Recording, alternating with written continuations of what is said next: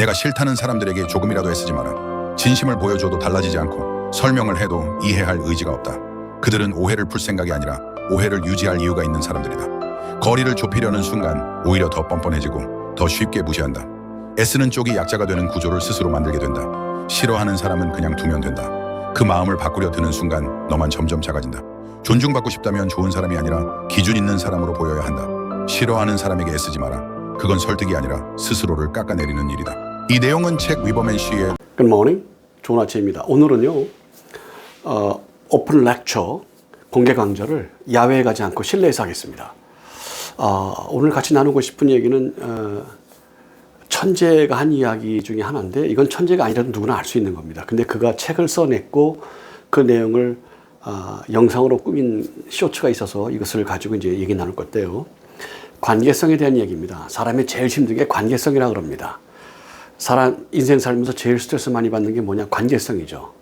부모로부터, 형제로부터, 친구로부터, 일할 때 상사로부터, 아니면 후배로부터, 아니면 애인 관계로부터, 아니면 거래 관계로부터. 관계로부터의 스트레스가 굉장히 심하고 제일 큰 스트레스다, 이렇게 이야기하고 있고요. 그럴 수밖에 없습니다. 내가 순수한 마음을 가졌기 때문에 그대로 순수할 것이다, 이것도 오해고, 내가 그들을 꿰뚫고 있기 때문에 그가 꿰뚫고 있는 나의 그 전략과 계획들을 간파하지 못할 것이다, 이것도 잘못됐고요. 문제입니다. 그런 것들을 전제로 하고 관계성을 맺으려니까 문제가 되죠. 우리가 영어를 배울 때 제일 먼저 배우는 그 미국 속담 하나가 있습니다. 우리나라에 나와 있는 책은 거의 다 그 속담이 나와요. Honest is the best policy. 정직이 최선의 방책이다, 대안이다, 이런 얘기죠. 사람을 대할 때 무엇을 꾸미고 무엇을 계획을 가지고 전략적으로 무슨 목적을 가지고 이렇게 하는 게 중요하다고 가르치고 배우고 그렇게 합니다만은, 이런 것이 무효죠. 백약이 무효할 때가 있습니다. 또 이럴 때는 솔직한 이야기, 속에 있는 비밀을 다 내놓으라는 뜻이 전혀 아니니까, 전혀 아닙니다. 그렇게 생각하지 말고, 동기나 이런 것들도 그렇고, 분명히 내가 이것 때문에 이렇게 된다, 이것 때문에 이랬다, 이렇게 솔직하게 이렇게 접근해 가는 것보다 더 좋은 방책은 없다, 대안이 없다, 이런 얘기예요. 그렇게 하는 이유가 있습니다. 오늘 그 영상을 통해서 여러분이 같이 우리 이렇게 이제 고민할 건데, 사람이 나를 무시하는 사람이 있어요. 나를 무시하려고 하는 사람이 무시하지 않게 만드는 것은 의미가 없습니다. 내가 뭘 어떻길래요? 아무것도 안 해도 그렇잖아요. 그래요. 예를 들면 이지매 같은 경우도 그래요. 옷만 좀 다르게 입어도 그렇습니다. 생긴 것만 좀 달라도, 게다가 건강 때문에 그럴 수도 있고 체형 때문에 그럴 수도 있습니다만, 걷는 모습만 달라도, 앉아있는 모습만 달라도, 또 일정한 특징을 가지고 있거나 일정한 습관을 가지고 있거나 이런 것들이 마음에 안 들다라고 생각했을 때 이지매를 해요. 왕따를 한단 말이에요. 우리나라 말로 왕따지만 이지매는 왕따가 아니라 집단적으로 가해하는 걸 얘기하는 거예요. 그러니까 그 집단에 있는 누군가 내지는 영향력이 있는 사람이, 아니면 개인이 마음에 안 들다고 생각하는 거는 이제 하면 그렇게 하죠. 잘 갖춰도 마찬가지예요. 너무 잘생겼어? 너무 예뻐? 여자로 봤을 때 너무 예뻐? 스타일이 좋아? 너 한번 당해봐라, 이렇게 되는 거예요. 그 사람의 마음에 들게 하려고 노력한다, 그런 의미가 없고요. 그래서 지혜로운 사람은, 미인들은 옷도 막 펑퍼짐하게 입고 그러더라고요. 고등학교 교복, 이거 제가 굉장한 미인을 제가 알고 있었는데, 저거 썸띵이 좀 있었어요. 좀 오래 갔었죠. 헤어진 게 오래 갔다는 얘기고요. 그 상처가 오래 갔다는 뜻입니다. 오랫동안 사귀었다는 뜻이 아니에요. 사귄 적이 없어요. 관심이 있었던 거지. 펑퍼짐하게 입는데요, 자기는. 워낙 미인이기 때문에, 워낙 이쁜 걸 자기가 어려서부터 알기 때문에 방법이 있다 그러면서 자기가 얘기를 하더라고요. 긴 옷을 크게 펑퍼짐하게 입고 다녔다. 이쁘게 할 필요가 전혀 없는 거죠. 자신 있었으니까. 그렇게 하면서 자기를 관리를 했다, 이런 얘기를 하는 걸 봤습니다. 지혜죠, 지혜. 그리고 재밌는 말을 하고 편안한 말을 하고 이렇게 하는 건데 연예인들 중에 카리스마가 있는 예를 들면 조용필 가수라든지 아니면 이문세 가수라든지 이런 분들이 인기가 굉장했었거든요, 그 당시에. 근데 토크쇼를 하고 나면 우스갯소리를 많이 해요. 이유가 있습니다. 재밌는 사람을 재밌게 해서 사람이 인기 끌려는 게 아니고 실제는 그게 아니고 카리스마가 있고 그 어떤 상당한 위치에 있고 그 음악이나 그 세계에 빠져 있는데 그것 때문에 환상에 빠져서 이렇게 보고 있는 사람에게 계속해서 그렇게 나가면 문제가 될 수가 있어요.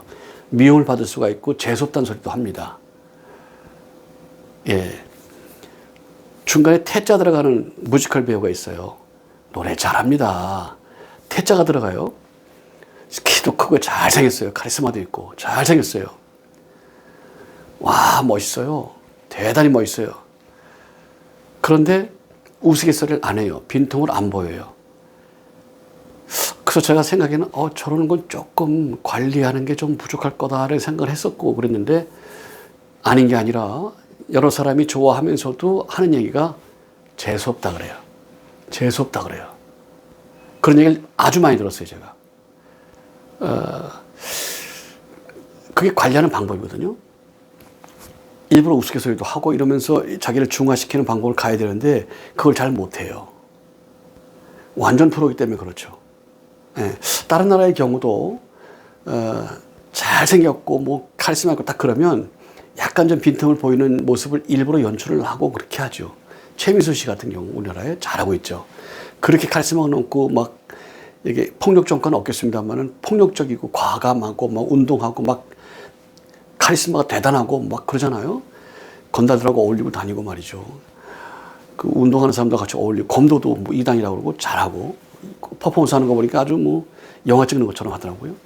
이건 저 눈빛 좋고 해설하는 사람 보니까 눈빛 좋고 자세 좋고 카리스마 좋고 뭐 이러면서 설명하는데 더 이상 말을 못하죠. 그런데 아내한테는 막 어린애처럼 하고 친구들 만나면 어리석게 하고 어리석은지를 보이고 일부러 그래요. 그리고 혼자 있을 때는 오토바이 막 이런 큰 거 빵 타고 다니고 그러면서 또 외로움을 익히면서 또 뭐 이렇게 하기도 하고 뭐 남들이 좋아하는 잠수 같은 것도 하고 막 이렇게 어려운 그 스포츠 같은 것도 좀 하고 그렇게 하면서 자기의 정체성을 만들어 가지만 그러나 반대로 또 그렇게 웃을 모습도 보이고 웃기는 모습도 하고 그리고 재밌게 하기도 하고 친절하게 하기도 하고 그러면서 또 어떨 때는 카리스마로 날카롭게 하기도 하고 이런 모습을 같이 병행해 갈 때 이게 잘 유지가 됩니다. 이걸 한쪽으로만 가면 밸런스가 안 맞아요. 이걸 같이 맞춰줘야 됩니다. 김은영 IOC 위원장이 태권도를 아주 국제적인 이미지까지 올려놨죠. 7개국을 하는 천재입니다. 연대를 다녔는데요. 피아노를 전공하려고 했을 정도였대요. 그래서 사람들 모여서 컨퍼런스를 하거나 할 때는 사람들 있는 앞에서 빨간 벽돌을 수도로 깨고 그리고 이제 피아노 앞에서 연주를 하고 그리고 이제 사람 앞에서 이제 이야기를 나눈답니다. 이 밸런스를 맞추는 거, 이게 음향을 맞춰가는 거 이런 것이 상당히 좋은 음향이 대한 건 아니고요. 이렇게 밸런스를 맞춰가는 게 중요하고요. 그런 모습이 사람들에게 뭔가를 좀 어필합니다. 중요한 거는 강력한 카리스마가 있으면서 부드러운 모습과 어리숙한 모습도 같이 보여주는 이런 연출을 같이 해나가야 된다는 거죠. 이게 지혜롭다는 거죠. 이걸 못 맞추면 이상한 일이 벌어집니다. 근데 이것만 가지고는 안 된다는 거죠. 진실을 전할 수가 없고요. 카리스마를 언제 나타낼 수가 없어요. 이걸 어떻게 맞춰갈 거냐. 이게 그 사람이 가지고 있는 재능이고 그 사람의 가치입니다. 어떻게 보일 거냐 하는 건데요. 잘 맞춰가야 됩니다. 이 얘기를 꺼낸 이유가 있습니다. 어떤 모습을 갖지 나를 좋아하는 사람과 싫어하는 사람 무조건 좋아하고 무조건 싫어하는 사람이 있어요. 근데 싫어하는 사람이 더 많죠. 누구나 다 그래요. 누구나 다 그래요. 영화 배우나 뭐 이런 연예인들 같은 경우는 극장의 우상이 있기 때문에 그들을 보고서 무조건 좋아하고 팬심이 나타나죠. 실제 어떤지 그건 몰라요. 정과가 어떻게 있든지 그건 몰라요. 모르는데 그냥 무조건 좋아할 수 있어요. 그거는 자기 착각에 빠져 있는 거죠. 네. 미워하는 것도 마찬가지 개념이고요. 미워하려고 결정했는데 어떡하겠어요. 오늘 얘기는 미워하려고 나를 결정했고 나를 모욕하려고 결정한 사람에게 그 마음에 들도록 뭘 하지 마세요. 나쁜 사람이 돼버립니다, 내가. 깨닫습니까? 다른 이유가 있질 않아요. 나쁜 사람으로 대하고 나쁘게 대하고 싶은 마음이 있기 때문에 안 되는 거예요. 이 사람은 잘못되죠. 페미니스트가 주로 그렇고요.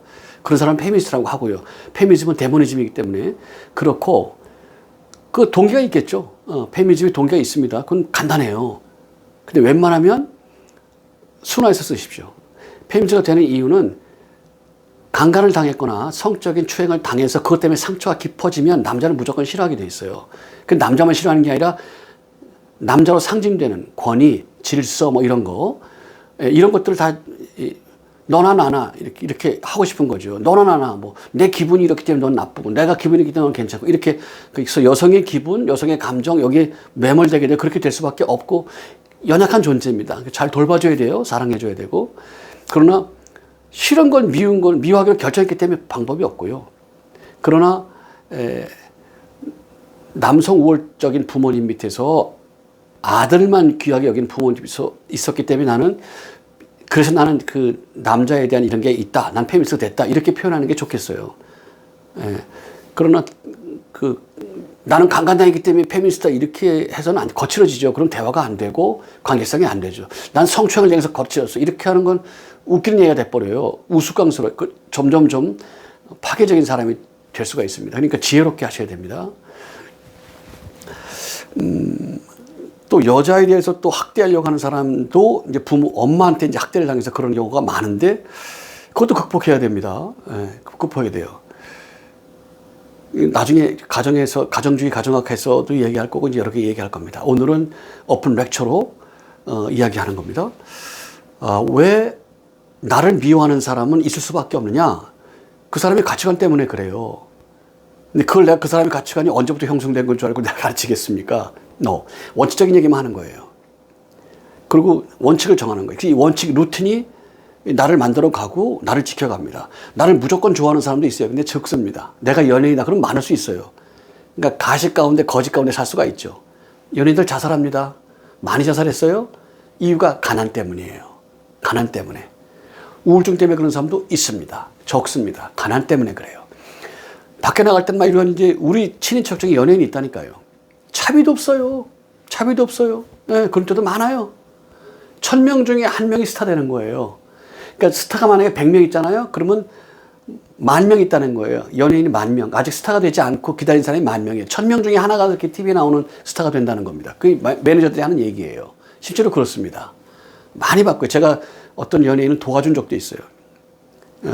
대학까지 나와가지고 동상을 탔던 그 팀의 리더를 제가 도와준 적이 있었어요. 그래서 그 사람은 매니저가 없었기 때문에 좀 도와줬더니 어떤 사람들이 당당히 가가지고 제 매니저입니다 이렇게 소개하기도 하면서 자기 입장을 이렇게 고수하고 제가 그 도움이 된다면 얼마든지 돕죠. 그랬던 일이 있어요. 그것 때문에 KBS 방송도 한 적도 있는데 궁금하시면 물어보세요. 개인적으로 말씀드립니다. 나를 무조건 좋아하는 사람이 있고요. 무조건 싫어하는 사람이 있는데 원인이 있어요. 난 저렇게 생긴 사람 싫어. 나 저런 습관 가진 사람 싫어. 왜 눈을 깜빡거려? 싫어. 왜 훌쩍거리는 소리를 내? 싫어. 뭐 여러 가지 이유 때문에 싫은 게 있어요. 무조건 싫은 게 있어요. 그리고 좋지 못한 매너를 가지고 있는데 못 고치는 사람도 있어요. 그건 일반적으로 다 싫어하죠. 그거는. 그거는 고쳐야 됩니다. 매너와 의리가 제일 중요하다니까. 관계성에서 제일 중요합니다. 말씀을 제가 드렸죠. 전 누구를 만나면 이 사람을 어떻게 돋보이게 할까? 이거 외에는 아무 생각도 하지 않아요. 그 생각만 해요. 그 생각만. 그것만 합니다. 그러면 답이 나와요. 이 사람이 되먹지 못한 사람이면 점점점 교만해져가지고 돼요. 그럴 이유가 없어요. 그 사람이 학위를 가졌습니까? 그 사람이 교수예요? 그 사람이 목사입니까? 그 사람이 작가예요? 책을 몇 권을 썼습니까? 나만큼 썼어요, 책을? 나만큼 사회적인 지위를 가져봤어요? 근데 건방 떨어요? 왜? 대여했기 때문에? 아웃이죠. 쉬운 거예요. 어느 탤런트도 그런 얘기 하더군요. 겸손하게 하고 친절하게 하고 예의 바르게 하면 답이 나온다. 참 지혜로운 사람이에요. 그렇게 하는 거예요. 그럼 답이 나와요. 네. 그러면요. 이런 판단 기준이 없어 어리석은 짓을 해주는 게 아니란 말이에요. 남자가 어리석은 짓을 하죠, 아내에게. 그러니까 여자는 쉽게 얘기해서 다루기 쉽게, 남자는 애기 같대. 그래. 그 소리를 여자가 좋아하니까 일부러 장난도 치고 해요, 일부러. 근데 그래요, 남자가? 남자 그런 사람이? no. 그렇지 않아요. 아주 대단히 날카롭고 아주 대단히 셈이 밝아요. 이혼할 때 보세요. 10원짜리 하나라도 남김 없죠. 그런 남자는 희생한다라는 존재예요. 남자는 양보한다 그런 존재예요. 나는 어리석게 지낸다 이런 존재예요. 그래서 존경해 줘야 되는 겁니다. 훌륭한 겁니다.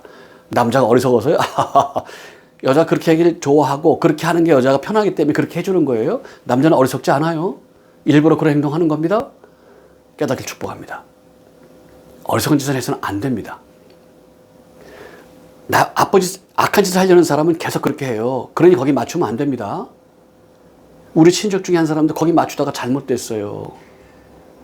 아주 미인이고 아주 대단한데 잘못됐어요. 잘못돼요. 왜냐하면 잘못된 사람에게 맞췄기 때문에 그래요. 잘못된 건 잘못돼도 객관적으로 얘기해. 이제는 틀렸죠. 지금은 그래요. 객관적으로. 이건 문제라고 얘기하고 막 그러는데 지금 이미 인격 형성이 다 끝난 상태잖아요. 나이가 이제 얼마입니까? 꽤 됐으니까. 안 되죠. 하지 말아야 돼요. 버려야 돼요. 선을 그어야 돼요. 원칙으로 가야 돼요. 루틴으로 가야 돼요. 질서로 가야 돼요. 내 정체성으로 가야 되고 원칙으로 가야 됩니다. 그렇지 않으면 날마다 그런 존재가 돼버리건 맙니다. 대결하는 것도 방법론이 있고요. 지푸레 무너지게 하는 방법론도 있고요. 얼마든지 있습니다. 그 정체성을 가지고 가면 나를 미워하거나 말거나 그건 의미가 없어요. 내가 매너가 잘못돼 이건 고치세요. 잘못되면 고치세요. 매너, 의리 이건 고치셔야 돼요. 네, 고쳐야 됩니다. 그러나 그들의 얘기를 듣고 고치지 말고 객관성 있게 고쳐야 돼요. 객관성 있게. 그것이 무엇인지에 대해서 더 깊이 나눌 겁니다. 오픈 렉처 이것으로 마칩니다. 평안하십시오. 축복합니다. 바이바이.